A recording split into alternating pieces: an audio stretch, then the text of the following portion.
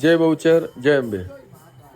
આજે માતાજીની ફાગણ સુદ ત્રીજ એટલે બાળા બહુચરના માઈ ભક્તોના સ્મરણનો દિવસ। આજે માતાજીના આનંદની ગરબાની રચનાની ભૂમિ કે જે નવાપુરાના જૂના બહુચરની માતાની આ ભૂમિ પર મા બાળા બહુચરના પરમ ભક્ત તેવા વલ્લભની સામે મા પ્રત્યક્ષ દર્શન આપીને ઊભી રહી અને માએ તેમને વર માંગવા કહ્યું। તેથી ભટજીએ માને જેમ તેઓને દર્શન કરી આનંદનો અપાર જે ખુશી વ્યક્ત થઈ, તેઓ દરેકને આનંદ થાય તે માટે માની પાસે દરેકને આનંદ થાય એવું માગ્યું। તેથી માએ તેમને દરેકને આનંદ કરાવવા માટે તેઓ અભણ હોવા છતાં પણ તેમને આનંદના ગરબા રચવાની અને તે ગાવાની કીધું। જ્યાં વલ્લભ ભટ્ટ પોતે અભણ હતા, માએ તરત જ તેમના જીવ ઉપર અનામિકા મૂકી અને પોતે સરસ તીર ઉપર હાથ ઉપર બિરાજ્યા અને માના પરમ ભક્ત વલ્લભે અહીં આ ભૂમિ પર સૌ પ્રથમ આનંદનો ગરબો રચ્યો અને ગાયો।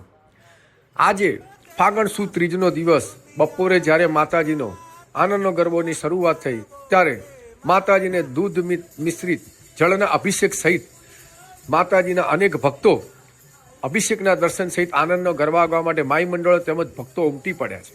24 કલાક મંદિર ખુલ્લું રહેશે।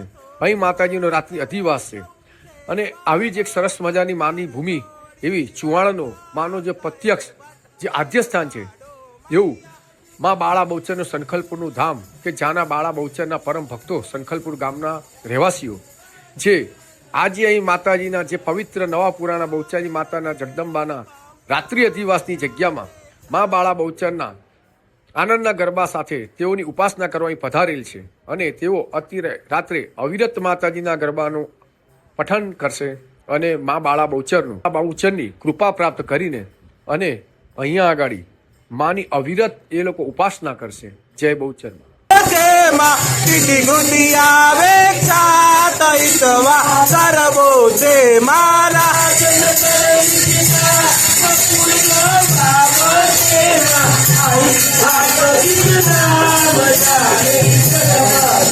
માં કરજો લબ તો લાભ રહે સૌ છેવાડો માં કરજોડી વલ્લભ કહે ભટ્ટ વેવાડો મૈયા